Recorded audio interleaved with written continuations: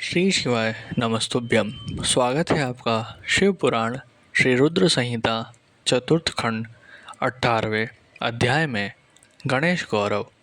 नारद जी बोले, हे विधाता, जब भगवान शिव की कृपा से पार्वती पुत्र गणेश पुनः जीवित हो गए तब वहाँ क्या हुआ? जीवित होकर उन्होंने क्या कहा? नारद जी का यह प्रश्न सुनकर ब्रह्मा जी बोले, हे नारद, जब श्री हरि विष्णु ने हाथी का मस्तक गणेश के धड़ से जोड़कर उसे जीवित कर दिया तब यह देखकर देवी पार्वती बहुत प्रसन्न हुई। उन्होंने गणेश को बाहों में भरकर गले से लगा लिया और उसे चूमने लगी।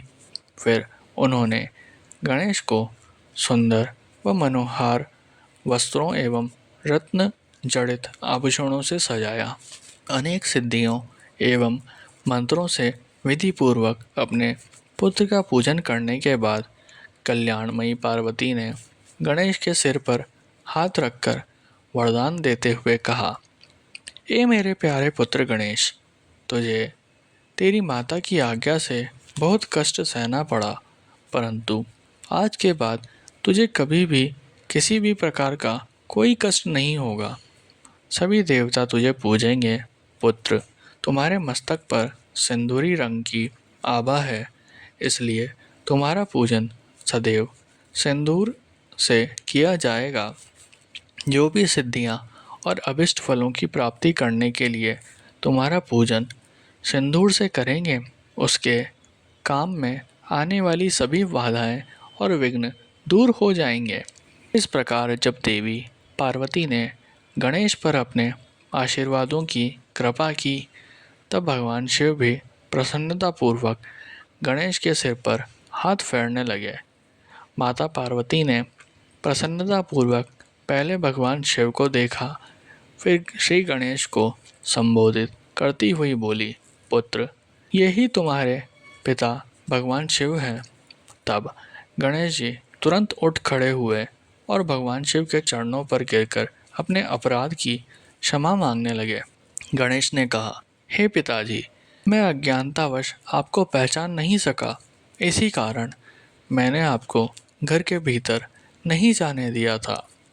हे प्रभु, आप मेरी इस मूर्खता को कृपया करके क्षमा कर दें।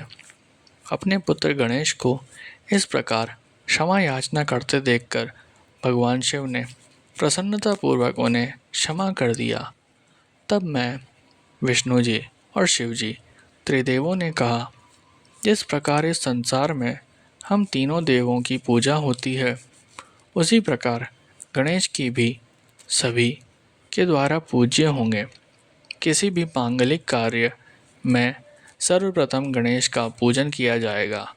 तत्पश्चात हम सबका, यदि ऐसा न किया गया तो पूजा सफल नहीं मानी जाएगी तथा पूजा का फल भी नहीं मिलेगा।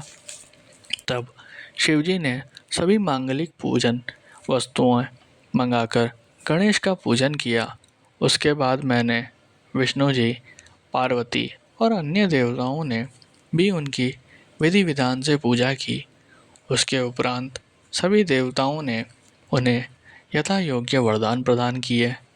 उसी दिन से गणेश जी को अग्र पूजा का आशीर्वाद मिला।